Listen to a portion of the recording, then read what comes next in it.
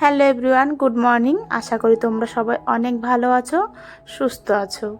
আর আমরা কিন্তু এই গরমে খুব একটা ভালো নেই, কারণ এতটাই গরম পড়েছে কি বলবো। গরমে আর ভালো লাগছে না। তো যাই হোক, তোমরা সবাই নিশ্চয়ই ভালো আছো। আর আমার আরেকটা নতুন ব্লগে তোমাদের সবাইকে ওয়েলকাম জানাই। আই হোপ আজকের ভিডিওটা তোমাদের সবার ভালো লাগবে, তাই সবাইকে অনুরোধ করছি আমার পুরো ভিডিওটা দেখার। আর এখন বাজে সকাল 5:30টার মতো। তো আজকে আমি 5:30 থেকে আমি আমার ব্লগটা শুরু করলাম। এত গরম পড়ছে আর ভালো লাগছে না। ভাবছি কবে একটু বৃষ্টি হবে। ঠাকুরকে সবসময় বলছি, ঠাকুর একটুখানি বৃষ্টি দাও। সারাদিন যেন রোদ্দুর থাকে, শুধু রাতটা একটু বৃষ্টি দাও, যাতে মানুষ একটু সারাদিন কাজকর্ম করে রাত্রেবেলা একটু শান্তিতে ঘুমোতে পারে। তো দেখবে এত গরম পড়লে কিন্তু ঘুমও হয় না ঠিক মতো রাত্রেবেলা। তো সারা রাত আশপাশ করতে হয় গরমে। সারা রাত কেন, সারা দিনটাই, মানে সারা দিনে সূর্য মামা এতই রেগে আছে সবার উপরে, জানি না এত রোদ্দুর কী করে দেয়। মানে সকালবেলা ঘুম থেকে উঠেই 7টা বাজতে না বাজতে একদম রেগে ফেগে সূর্য মামা কিন্তু উঠে যায়। তো আমাদের আগেই কিন্তু সূর্য মামা উঠে যায়।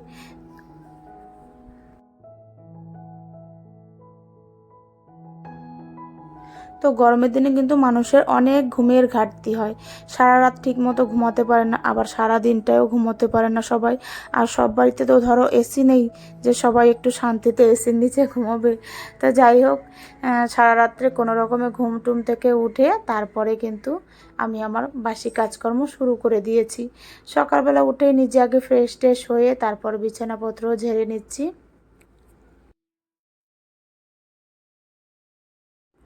এত গরমে কিন্তু দুপুরবেলা ভিডিও শ্যুটও করা যাচ্ছে না, মানে ফোনে কোনো কাজই হচ্ছে না। যা কিছু শ্যুট করছি মানে সবই ডিলিট হয়ে যাচ্ছে। ফোনটা এতটাই গরম হয়ে হয়ে যাচ্ছে যে রান্নাবান্নার ভিডিওগুলো করতে গেলে কিন্তু একটু প্রবলেমই হচ্ছে। আমি তো কালকে একটা ভিডিও করলাম, মানে পুরো ভিডিওটা তুলতেই পারলাম না, মানে শ্যুট করতেই পারলাম না। সমস্ত কিছু একদম ডিলিট হয়ে যাচ্ছে। এতটাই ফোন গরম হয়ে যাচ্ছে, মনে হয় ফোনটা যেন ব্রাস্ট হয়ে যাবে। তো মাঝে মাঝে ফোনটাকে একটু ফ্রিজের মধ্যে ঢুকিয়ে একটু ঠান্ডা করে নিতে হচ্ছে, এতটাই গরম হয়ে যাচ্ছে ব্যাটারি। তো এইভাবেই কিন্তু আস্তে আস্তে মানে একটু একটু করে আমি ফোনটা ঠান্ডা করি, আবার একটু ভিডিও শ্যুট করি, এই করে করে করছি। মানে সকালবেলার দিকে অতটা প্রবলেম হয় না। যেই 12:30 বাজবে অমনি দেখবে ফোনে কিন্তু আর কোনো কাজ করা যাচ্ছে না, না কোনো শর্ট ভিডিও করা যায় আর না কোনো ব্লগ ভিডিও শ্যুট করা যায়। মানে এতটাই ফোন গরম হয়ে যাচ্ছে। তো সকালবেলা বাসি ঘরটার ঝাড় দিয়ে তারপরে কিন্তু আমি রান্নাঘরটা একটু পরিষ্কার করে নিলাম।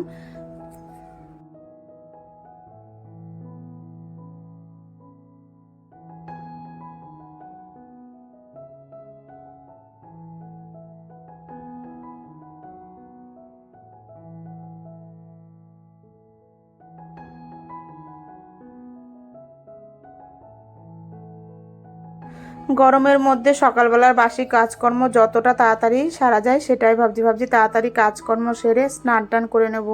কারণ এতটাই ঘামিয়ে যায় না, বাসি কাজকর্ম করতে করতে আর ভালো লাগে না। মনে হয় কতক্ষণে গায়ে একটু জল ঢালবো, স্নান করব, সেটাই কিন্তু শুধু মনের মধ্যে ঘুরপাক খায় আমার।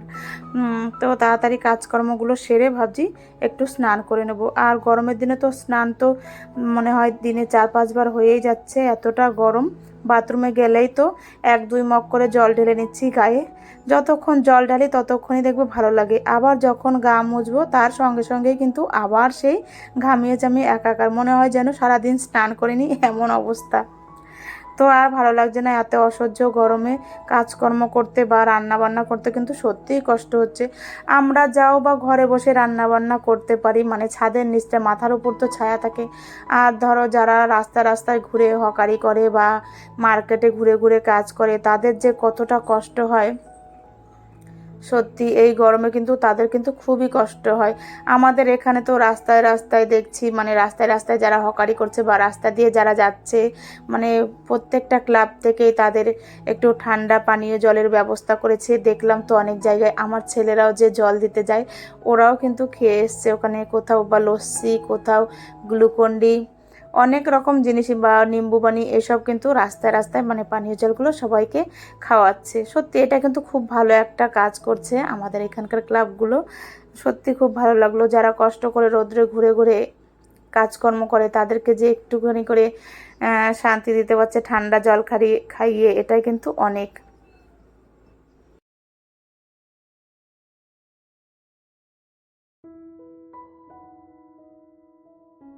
তো বাসি ঘরটার ঝাড় দেওয়ার পরে তারপরে ডেইলি যে আমি ডাস্টিংয়ের কাজটা করি সেটাই কিন্তু করে ফেলছি, মানে ড্রেসিং টেবিল, তারপরে টিভি, শোকেস, সমস্ত যা কিছু আছে সকালবেলা যে কাজগুলো করি, মানে আমি ঘর মোছার আগে সমস্ত কিছু কিন্তু মুছে পরিষ্কার করে নিচ্ছি। আর দেখো এই গরমে কিন্তু আমি জানলা দরজা সমস্ত কিছু বন্ধ করে রাখি, তবু যে এত ধুলো কোথা থেকে আসে যায় না। দেখো আমার জানলায় কিন্তু আটকানো পর্দা দেওয়া, তোমরা দেখতেই পারছো টিভিতে। তো তারপরে এদিকে দরজাও বন্ধ, কি করে যে এত ধুলো আসে, ফ্যানের হাওয়াতে আসে নাকি বুঝতে পারি না।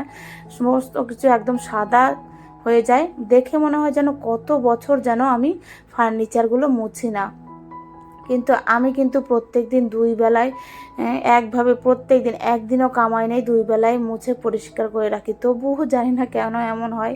তো দেখো তারপরে কিন্তু বাসি ঘরটার মুছেও নিলাম, মানে আজকে আমার কাজ শেষ একদম। এখন শুধু রান্না বান্না, পুজো, আর সকালবেলা ব্রেকফাস্টে আজকে ওটস খাবো।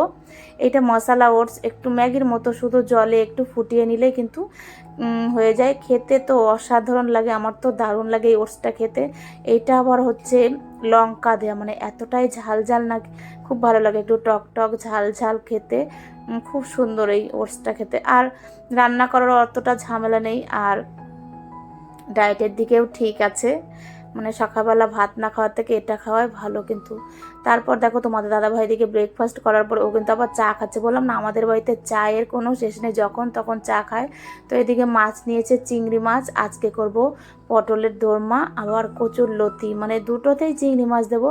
তো চিংড়ি মাছগুলো আমি ভালো করে বেছে একদম কুচি কুচি করে, মানে ছোট ছোট করে পিস করে কেটে নিয়েছি, কেটে নুন হলুদ মেখে। তারপর দেখো এদিকে কচুর লতিটাও বসিয়ে দিলাম। আজকাল বেশি রান্না বান্না শেয়ার করব না। তো কচুর লতি ওইদিকে হয়ে গেছে, আর এদিকে আমি পটলগুলো কেটে নিয়েছি। এখন পটলের ভেতরের ওই বীজগুলো একটা চামচ দিয়ে মানে সব বের করে নেব। আর দেখো আমার কচুরলতিটা রান্নাও হয়ে গেছে, এটাও কিন্তু চিংড়ি মাছ দিয়ে করলাম। আর কচুরলতি চিংড়ি মাছ বা লোটে মাছ বলো, যা দিয়েই করো, আমার কিন্তু সত্যিই দারুণ লাগে খেতে চিংড়ি মাছ। আর এদিকে এই যে পটলের দরমা করব, তার জন্য একটু মাছটাকে একটু মশলা দিয়ে কষিয়ে নেব। তার জন্য একটু পেঁয়াজ বাটা, আদা বাটা, রসুন বাটা, লঙ্কা বাটা, জিরে গুঁড়ো সমস্ত কিছু দিয়ে একটু মাছগুলোকে ভালো করে কষিয়ে নিলাম, নুন হলুদ সমস্ত কিছু দিয়ে। তারপর যে বীজগুলো বের করে রেখেছিলাম পটলের, তার ভিতরে এই চিংড়ি মাছের পুরটা ভরে দেব। এগুলো কিন্তু সত্যি অনেক সময় নিয়ে রান্না করতে হয়, সঙ্গে যদি একটা লোক থাকে তাহলে কিন্তু সত্যি ভালো হয়। আর আমার তো সমস্ত কিছু একার হাতে, আর এত গরমে আমার আর ধৈর্য হচ্ছিল না যে কতক্ষণে রান্নাটা শেষ হবে। তো দেখো পটলগুলোর মধ্যে চিংড়ি মাছের পুরটা পুরো ভরা হয়ে গেছে। তারপরে একটু ময়দা গুলি দিয়ে তারপরে কিন্তু আমি মুখগুলোকে আটকে দিচ্ছি, না হলে তো সমস্ত পুরগুলো বেরিয়ে যাবে। এটাকে আবার এখনও ভাজতে হবে পটলটা, তারপর আবার মশলাতে কষাতে হবে, মানে এটা কিন্তু খুব ধৈর্যের রান্না। দেখবে খেতে কিন্তু আমাদের 5-10 মিনিটও লাগবে না, কিন্তু রান্না করতে কিন্তু অনেকটাই সময় লাগে। আর এত গরমে এত ধৈর্যের রান্না সত্যি। এটা শুধু একমাত্র করলাম আমার ছেলের জন্য, ও অনেক দিন থেকেই বলছে মা পটলের দোরমা খাবো, আর ওইটা খেতে না খুব ভালোবাসে। তো এতদিন ভালো পটল পাচ্ছিলাম না, মানে বড় বড় পটল না হলে তো আবার পটলের দোরমাটা ভালো লাগে না। তো কালকে পেয়ে গেলাম, আবার চিংড়ি মাছটাও পেয়ে গেলাম, তাই একেবারে করেই ফেললাম রেসিপিটা। তো এদিকে দেখো আবার মশলা কষিয়ে নিচ্ছি, পটলগুলো ওদিকে ভাজাও হয়ে গেছে আমার। আর এখানে দিয়েছি পেঁয়াজ বাটা, আদা বাটা, লঙ্কা বাটা, রসুন বাটা, জিরে গুঁড়ো, ধনে গুঁড়ো, একটু টক দই, একটা টমেটো পেস্ট, নুন হলুদ সমস্ত কিছু মশলা দিয়ে কষিয়ে তারপরে ভেজে রাখা পটলগুলোও কিন্তু দিয়ে দিলাম এবার। আর বন্ধুরা আমার ভিডিওটা যদি তোমাদের দেখে ভালো লাগে তাহলে কিন্তু অবশ্যই একটা লাইক কমেন্টস করো। আর নতুন বন্ধুরা তোমরা যারা এখন আমার চ্যানেলটি সাবস্ক্রাইব করোনি অবশ্যই সাবস্ক্রাইব করে আমার পাশে থেকো। আবার দেখা হবে নতুন কোনো ভিডিও নিয়ে। আর এদিকে দেখো আমার পটলের দোরমাটাও হয়ে গেছে। আর তোমাদের দাদাভাইয়ের খাওয়ার এক্সপ্রেশন দেখে তোমরা নিশ্চয়ই বুঝে গেছো কতটা ভালো হয়ে গেছে। তো আবার দেখা হবে নতুন কোনো ভিডিও নিয়ে, আজকের মতো এখানেই টাটা।